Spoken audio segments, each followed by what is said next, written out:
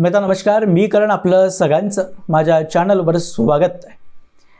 मित्रांनो मागच्या काही दिवसांपासून महाराष्ट्रात जे भाषावाद राजकारण सुरू आहे आणि या दरम्यान हिंदीच्या विरोधात जे काही तर्कवितर्क मुद्दे आपल्या समोर ठेवले गेले त्यापैकी एक तर हिंदी जर मुलांना पहिलीपासून शिकवली गेली तर त्यांच्या मनात मराठीविषयी महत्त्व कमी होऊन हिंदीचं महत्त्व जास्त वाढू शकतं आणि महाराष्ट्राच्या संस्कृतीवर हिंदी लादण्याचा प्रयत्न देवेंद्र फडणवीस करतायत किंवा उत्तर प्रदेश आणि बिहार अशा आर्थिकदृष्ट्या पिछाडीवर असलेल्या राज्यांची संस्कृती महाराष्ट्रात लादण्याचं काम देवेंद्र फडणवीस आणि नरेंद्र मोदी करतायत। अशा प्रकारचे अनेक आरोप ठाकरे बंधू किंवा त्यांच्या सोबतच्या ॲक्टिव्हिस्ट आणि पत्रकार गँगने मागच्या काही दिवसांपासून लावून ठेवलेले आहेत आणि या आरोपांचा उपयोग करून राज्यातलं राजकारण सुद्धा या लोकांनी चांगलंच तापवलेलं होतं। यात आपल्या राजकारणात आपली राजकीय पोळीसुद्धा ठाकरे बंधूंनी अगदी उत्तमपणे बाजून घेतलेली आहे। कारण आपण एकत्र येतोय यामागे राजकारण नसून मराठी माणसाचं हित साधण्यासाठी किंवा मराठी भाषा वाचवण्यासाठी महाराष्ट्रासाठी आपण एकत्र येतोय अशा दुटप्पीपणाचे कारण हे लोक देताना दिसत आहेत आणि या कारणांना देऊन या खोट्या बातम्या पसरवून जी इमारत या लोकांनी उभी केली आहे मागच्या काही दिवसांच्या मेहनतीनुसार त्या इमारतीवर आता कळस चढवण्यासाठी कम्युनिस्ट म्हणजे लाल बावटे लाल सलाम करणारे आपली लाल माकडं सुद्धा आता समोर येताना दिसत आहेत। कारण लाल बावट्यांनी अशी घोषणा केली आहे की 7 जुलैच्या दिवशी म्हणजे ज्या दिवशी ठाकरे बंधू मोर्चा काढणार होते त्याच दिवशी आता यांचा मोर्चा निघणार आहे मराठी भाषेचं रक्षण करण्यासाठी आणि हिंदी सक्तीच्या विरोधात। कारण सर्वांना माहिती आहे की सरकारने जरी GR रद्द केलेला असला तरी हिंदी सक्तीच्या मुद्द्यावर सरकारने अजून कुठलाच पूर्ण विराम लावलेला नाही आहे।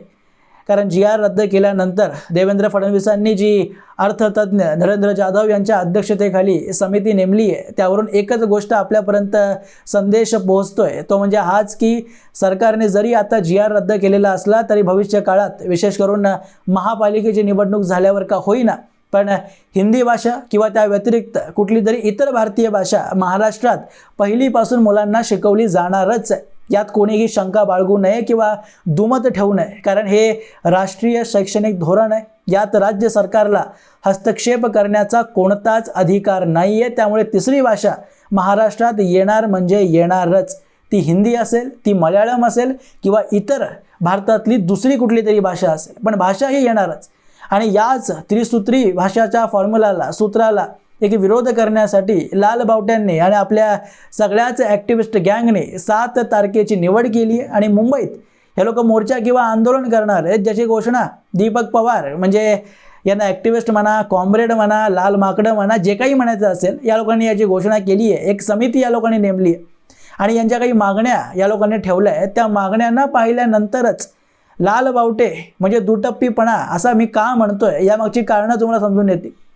कारण मागण्या अनेक आहेत, त्यातली प्रमुख 3 मागण्या मी तुमच्यासमोर ठेवतोय। त्यातलं पहिली मागणी या लोकांनी केली आहे की समिती ही लगेच तात्काळ पद्धतीने बरखास्त करण्यात यावी आणि नरेंद्र जाधव समेत ज्या लोकांना किंवा जे मंत्री आहेत दादा भुसे यांना सुद्धा आपल्या पदावरून बरखास्त करण्यात यावं यांची ही पहिली मागणी।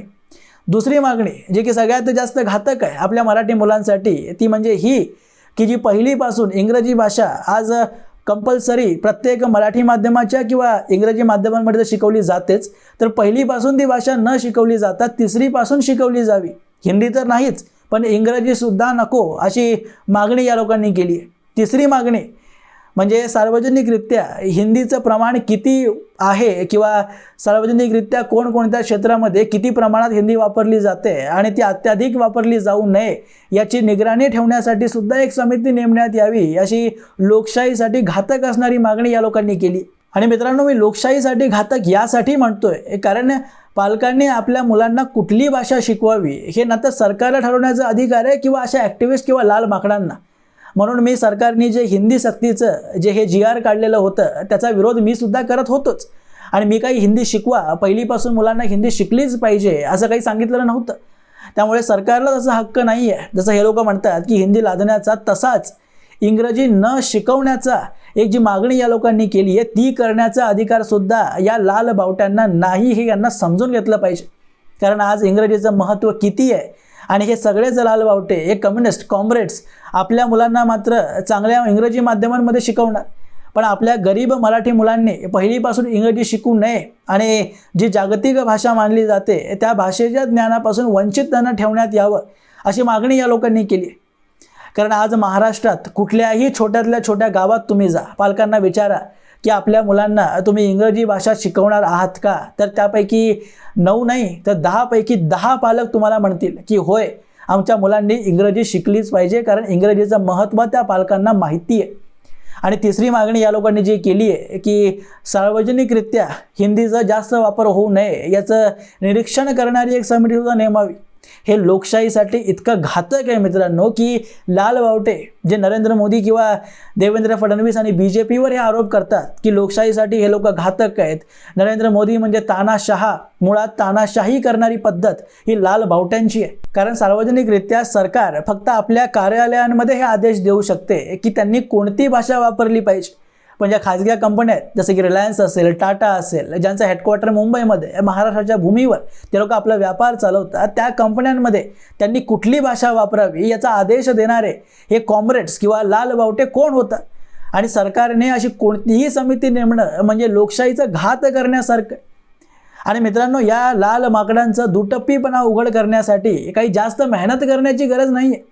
कारण दीपक पवारांसारखे हे जे लाल बावटे आज मराठीचा पुळका घेऊन फिरताय, त्याने आंदोलन करण्याची वार्ता करतायत, यांचीच सरकार जी केरळमध्ये आज यांचे मुख्यमंत्री विजयन यांनीच पहिलीपासून 7 दिवसांपूर्वीच नवीन शैक्षणिक धोरणानुसार तिसरी भाषा हिंदी म्हणून लागू केलेली आहे. अनेक लोकांना या बातमीवर विश्वास बसणार नाही, त्यामुळे तुमच्या स्क्रीनवरच मी बातमी लावतोय, ती तुम्ही वाचू शकताच. 7 दिवसांपूर्वीच कोणताही गाजावाजा न करता, कारण दक्षिणेमधले राज्य आणि त्यांनी चालवलेला नरेटिव्ह हिंदी विरोधातला तो आपल्यावर बॅकफायर करू शकतो. यामुळे अगदी शांतपणे केरळच्या कॉम्रेड कम्युनिस्ट सरकारने एक हिंदी लागू करण्याचा निर्णय घेतलेला आहे. मल्याळम ही प्राथमिक भाषा असेलच, पण तिसरी भाषा म्हणून हिंदी ही पहिलीपासून लागू करण्यात आलेली आहे. आणि त्यामागचं कारण जे या लोकांनी दिलं आहे ते अत्यंत विशेष आहे, ज्यावरून यांचं दुटप्पीपणा आपल्या समोर येतोय. कम्युनिस्ट सरकारने आपली भूमिका मांडली आहे की हिंदीला आमचा विरोध नाही आहे, तर हिंदीची सक्तीकरण किंवा केंद्र सरकारची हिंदी भाषा आमच्यावर लादण्याचा प्रयत्न करते त्याला आमचा विरोध आहे. ह्या एका वक्तव्यावरून यांचा दुटप्पीपणा करतोय की आपल्या मुलांना हिंदी शिकवणार, पण हिंदीला विरोध सुद्धा आहे. पहिलीपासून आमची मुलं हिंदी शिकणार आहेत, पण केंद्र सरकारने जर हिंदी शिकवायला सांगितलं तर मात्र केंद्र सरकारला, नरेंद्र मोदींना आम्ही शिव्या घालणार. आणि महाराष्ट्राची सरकार जर हिंदी शिकवण्यासाठी प्राधान्य देत असेल तर आमचेच कॉम्रेड्स, आमचेच लाल माकडं त्यांच्या विरोधात सुद्धा आंदोलन करणार. आणि तेच कम्युनिस्ट सरकार केरळमध्ये हिंदी आज लागू करते. आणि यामागचं खरं कारण माहिती आहे काय? केरळमध्ये इयत्ता 8वी मधली मुलं मोठ्या प्रमाणात इतर विषयांमध्ये पास होऊन सुद्धा हिंदी कमजोर असल्यामुळे त्यांचं हिंदीमध्ये नापास होतात आणि पूर्ण शैक्षणिक वर्ष त्यांचं वाया जातं. आणि यामुळेच जेव्हा शिक्षकांमध्ये हे सर्वे केला गेला आणि त्याची मतं जाणून घेण्याचा प्रयत्न केला गेला, तेव्हा शिक्षकांनी सरकारला हे सांगितलं की मुलांना 5वी नंतर जे हिंदी शिकवलं जातं आहे त्यामुळे मुलांना हिंदी जमत नाही आहे. जर पहिलीपासून आपण हिंदी शिकवण्याचा प्रयत्न केला तर कदाचित हे जे पासिंगचं पर्सेंटेज आहे, जे टक्केवारी आहे, ते जास्त वाढू शकते. आणि त्यामुळेच आपल्या मुलांना पहिलीपासून हिंदी शिकवण्याचा आदेश केरळ सरकारने दिलेला आहे. आणि याच शैक्षणिक वर्षापासून केरळमध्ये मुलांना पहिलीपासून हिंदी शिकवण्यात येणार आहे. त्यामुळे मी म्हणतो की आपल्या मुलांना इंग्रजी माध्यमांमध्ये शिकवायचं, इंग्रजी भाषा शिकवणार. आपली सरकार ज्या राज्यांमध्ये आहे त्या राज्यातल्या मुलांचं भलं होण्यासाठी हिंदी पण शिकवणार.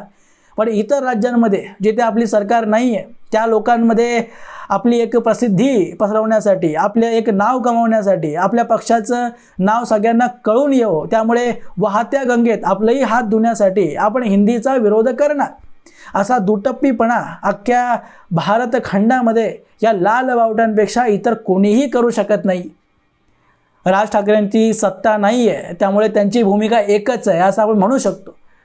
पण उद्धव ठाकरे आणि जे लाल बावटेंसारखी लोक आहेत ना, यांच्यासारखा दुटप्पीपणा या देशात पुन्हा होणे नाही आहे. असो मित्रांनो, याबद्दलची तुमची मतं तुम्ही मला कमेंट बॉक्समध्ये अवश्य सांगू शकता. आणि अशाच माहितीपूर्ण व्हिडिओज पाहण्यासाठी माझ्या चॅनलला सबस्क्राईब जरूर करा. भेटूया पुढच्या व्हिडिओमध्ये. तोपर्यंत जय हिंद, जय महाराष्ट्र.